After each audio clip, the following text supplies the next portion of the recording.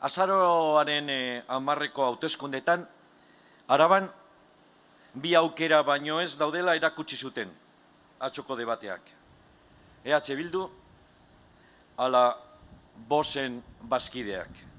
Inboluzioa eta murrizketak proposatzen dituztenak edo arabarren eta euskal herritarren bizi baldintzak hobetzeko agenda demokratizatzailea proposatzen dugunok.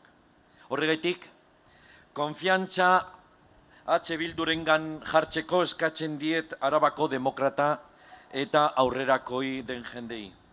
Konfidantza Bildurengan jartzeko gure herrialdean Voxeko bazkideak ordezkaritza gabe usteko. Demokrazia da kontua. El debate de ayer fue la demostración de que en Álava tenemos un reto entre dos opciones este 10 de noviembre, o EH Bildu o los socios de Vox.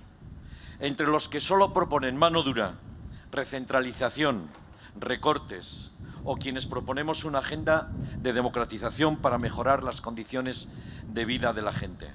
Por eso, nuestra apelación llamo a todos los demócratas, a todas las demócratas alaveses a depositar su confianza en EH Bildu para conseguir volver a dejar a los socios de Vox sin representación en nuestro territorio.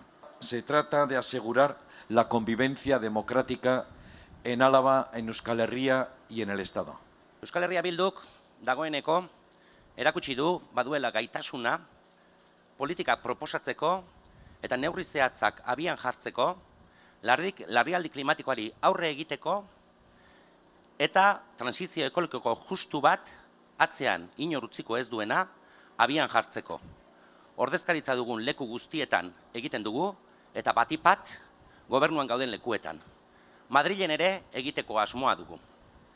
Euskal Herria Bildu tiene capacidad contrastada en cada institución que está representada o que gobierna de proponer políticas y poner en práctica medidas que hacen frente a la emergencia climática y reman a favor de una transición ecológica justa que no deja a nadie atrás. Y también lo haremos en Madrid.